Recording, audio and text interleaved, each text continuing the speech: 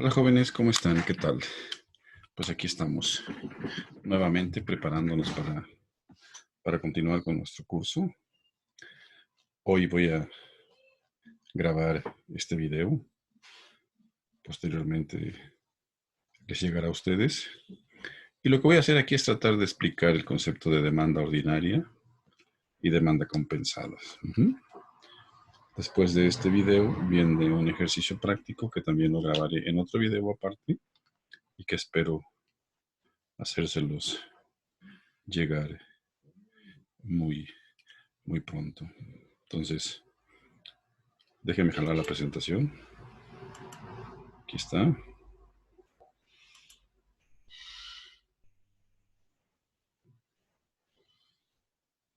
Ujú. Aquí la tenemos. Bien. Vamos a ver. Ahí se ve. Ahí se ve mejor. Ujú. Bueno, ya vimos la función de demanda, la demanda ordinaria o marshalliana. Y de alguna manera también ya vimos el concepto de demanda compensada. Vamos a ver cómo salen gráficamente. ¿Sí? Con el enfoque de Hicks y Slutsky ya revisamos cómo el poder adquisitivo de los consumidores lo podemos analizar en cantidades de bienes que se compran. Esto es lo que propone Slutsky, ¿se acuerdan? El poder la capacidad de compra del consumidor. O bien lo podemos expresar en términos de utilidad, tal como lo plantea Hicks. Bueno, la función de demanda compensada de Hicks es una función que recoge exclusivamente la variación en la demanda de un bien debido a la variación en su precio. Es decir, lo que Hicks propone es quitarle al efecto total el efecto renta o el efecto ingreso, manteniendo constante el nivel de utilidad inicial del consumidor. Esto es, lo que Hicks argumenta es que rescatemos únicamente el efecto sustitución. ¿Sí? Entonces, aquí lo que vamos a ver es justamente qué tanto un bien es sustituido por otro cuando varía su precio, manteniendo el nivel de utilidad constante, manteniendo eh, el precio del bien 2 también constante. Esto nos genera entonces dos funciones de demanda. La obtenida del efecto total, llamada demanda ordinaria o marshalliana, ¿verdad? Y la obtenida vía el efecto sustitución, tal como nos lo plantea Hicks. A esta le vamos a llamar función de demanda compensada o también función de demanda hicksiana en honor a su creador. Aquí en esta gráfica tengo justamente el caso de un bien normal. X1 es un bien normal, ¿sí? Mis argumentos son que el precio de X1 baja, disminuye, M permanece constante y P2 permanecen constantes. Entonces el punto de partida es el punto A, ¿sí? De ahí vamos a partir y vamos a suponer que el P2, el P1, perdón, disminuye. A todas mis curvas a todas mis líneas presupuestarias las voy a etiquetar. Conforme vayan apareciendo les voy a ir dando un nombre, entonces esta será M1, que es la inicial. Baja el precio de X1 y la línea de presupuesto se desplaza hacia la derecha, como lo podemos ver aquí. Esto me genera M2. M2 es la línea de presupuestos después de que varió el precio del bien X1, que en este caso bajó. El nuevo punto de equilibrio ocurre en B. Como ven, gracias a que el precio de uno disminuyó, el consumidor alcanza un mayor nivel de utilidad. Este movimiento de A a B, pues es lo que se conoce como el efecto total. Es lo que se percibe, es lo que percibimos con el consumidor. Cómo reacciona, cómo se comporta ante variaciones en el precio de los bienes.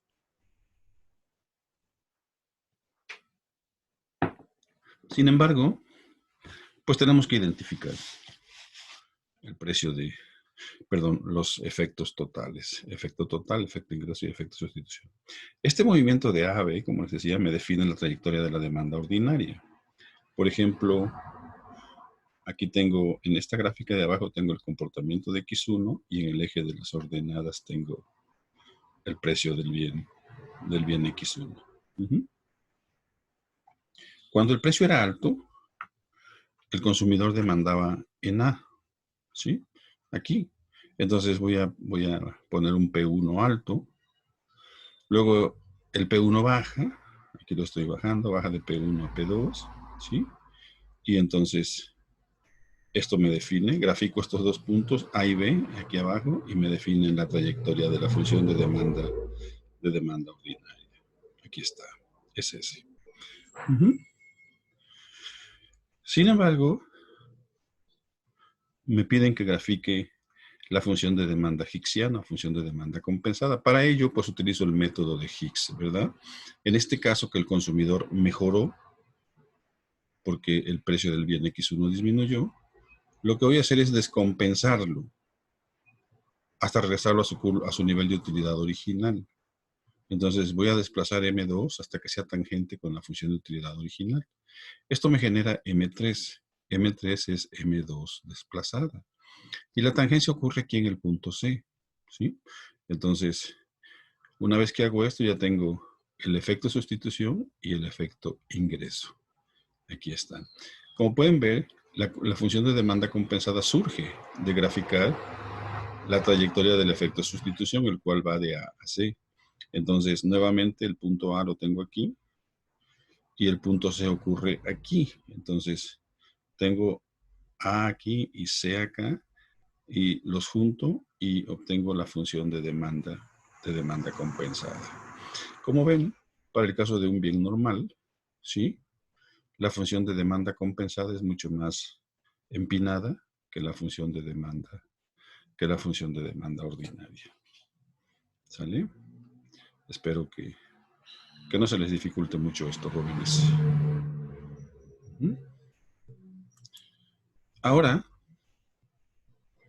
X1 es un bien inferior. ¿Sí? Igual, el argumento va a ser que el P1 baja, M constante y P2 constante. ¿Sale? Entonces, igual partimos de A. Esto es M1, tal como les había yo dicho. Una vez que el precio de X1 disminuye, entonces me genera M2. M2 es la nueva línea de presupuestos ya con el nuevo precio del bien X1. El consumidor alcanza su nivel de equilibrio aquí. Como ven, alcanza una curva de indiferencia más alejada del origen. El consumidor mejoró. A pesar de que no incrementó su ingreso nominal, su ingreso real aumentó bastante y por eso ahora está en una posición mejor. Siguiendo el método de Hicks, lo descompensamos para regresarlo al nivel de utilidad original y de esa manera poder identificar los efectos ingreso y efectos sustitución. Lo hacemos y esto nos genera M3. M3 es nuevamente M2 desplazada. Entonces aquí está, ¿sí? M3. La condición de tangencia ocurre en este punto C, ¿sí? Aquí tenemos la condición de tangencia y ya con esto puedo identificar mi efecto sustitución que iría de A a C y mi efecto ingreso que iría de C a B. Nótese que en este caso del bien inferior, los efectos sustitución y efecto ingreso se contraponen, a diferencia del bien normal, donde en el bien normal se retroalimentaban, ¿sí? Entonces, el efecto ingreso le quita una parte al efecto sustitución y por eso el efecto total, que es la suma de ambos, pues es más cortito. Entonces, nuevamente, cuando el precio cuando el precio de X1 era alto, aquí está, aquí consumía el consumidor en A, ¿sí? Cuando el precio bajó a B, el consumidor ahora consume aquí, ¿sí? Aquí, perdón, aquí, ¿sí? Y esto me genera la trayectoria de la función de demanda ordinaria. Aquí está. Sin embargo, también puedo graficar el efecto de sustitución que va de A a C. Entonces, nuevamente, aquí está el punto A. Y identifico el punto C, lo proyecto y este ocurre acá. ¿Sí? Entonces, grafico esta trayectoria, uno los puntos A y C y me genera la función de demanda compensada de Higgs. ¿Sí? Como pueden ver, la curva de demanda compensada que va de A a C es más empinada, perdón, es menos empinada que la función de demanda ordinaria. ¿Sí? O sea, la demanda ordinaria resulta más empinada que la función de demanda compensada. A diferencia del bien normal. En el bien normal ocurría lo contrario. Ustedes aquí lo pueden ver. La demanda compensada era más empinada que la demanda ordinaria. ¿Sí? Entonces, aquí se invirtió el proceso. Entonces tengo una demanda compensada de Higgs más horizontal que una función de demanda ordinaria. Bien, esto también me, me, me resulta la curiosidad por ver si puedo poner en una sola gráfica el concepto de demanda higksiana, demanda compensada de Higgs, pero también el efecto de demanda compensada de Slutsky. Este concepto no lo hemos visto, ¿sí? Pero voy a tratar de bosquejarlo aquí y de explicárselos, a ver si funciona. Miren ustedes. Nuevamente tengo A como el punto de partida original, ¿sí? El precio del bien 1 baja, esto me genera M2, sería esta, ¿sí? El punto de equilibrio ocurriría por acá, que sería un punto B por acá. Ya no voy a graficar las coordenadas del efecto total, el movimiento de A a B. Ya no lo voy a graficar para que no se me complique tanto la gráfica, ¿sí? Pero bueno, por aquí ocurre. De A a B sería el efecto total y eso me definiría la trayectoria de la función de demanda ordinaria. Sin embargo, voy a sacrificar la demanda ordinaria. No va a aparecer en la gráfica, jóvenes, ¿sí? Lo que sí va a aparecer es la demanda compensada de Higgs y la demanda compensada de Slutsky. Higgs decía que en este caso descompensáramos al consumidor hasta que lo lleváramos a la curva de indiferencia original. Entonces, esto me genera este nivel de utilidad que le llamé IH, la H en honor a Higgs. Y la condición de tangencia ocurre en el punto C, aquí. ¿Sí? Entonces, aquí tengo muy bien dibujado, miren, de A a C, el efecto sustitución, que es el que define la trayectoria de la función de demanda compensada de Higgs. Los grafico, aquí estaría el punto A, aquí estaría el punto C, uno las trayectorias y esta función de demanda, esta línea roja sería justamente la demanda compensada según Higgs. Hasta ahí nada nuevo. Voy a intentar ahora graficar la función de demanda compensada de Slutsky. Slutsky, ¿se acuerdan que planteaba que para identificar cuánto había que darle o quitarle al consumidor a efecto de regresarlo a nivel original? Él planteaba que en este caso que el consumidor ganó poder adquisitivo, lo descompensemos, pero no lo descompensemos hasta que sea tangente con la curva de indiferencia original. No, lo que Slutsky planteaba era que lo descompensáramos hasta el punto en el cual pudiera comprar el paquete de bienes que compraba antes de la variación en el precio. Esto ocurre justamente en el punto A. Entonces, esta línea de presupuesto, que le iba yo a llamar M4, pero ya no lo puse en pantalla, ¿sí? Pasa por el paquete de bienes que el consumidor compraba antes de la variación en los precios. Por lo tanto, el punto de equilibrio de acuerdo a Slutsky, ocurriría aquí, en un eventual punto D, que tampoco está graficado. ¿Sí? Entonces ahí está. Ahí está. El efecto sustitución de Slutsky sería de A a D. ¿Sí? Déjenme ponerle una D ahí para que quede bien claro y no genere mayores confusiones. A veces el querer ser simple complica las cosas. Vamos a ver. Ahí está.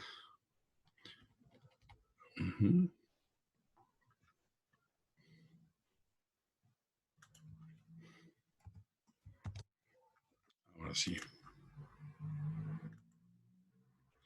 Entonces, el efecto de sustitución de Slutsky va de A a D. Bueno, pues voy a graficar estos puntos. A, que es el mismo, coincide con el de demanda compensada de Higgs, y D, este no coincide, entonces me da este punto aquí. Entonces, junto ambas trayectorias, ambos puntos, perdón, y me define la trayectoria de la demanda compensada de Slutsky. ¿Cómo la ven? ¿Sí?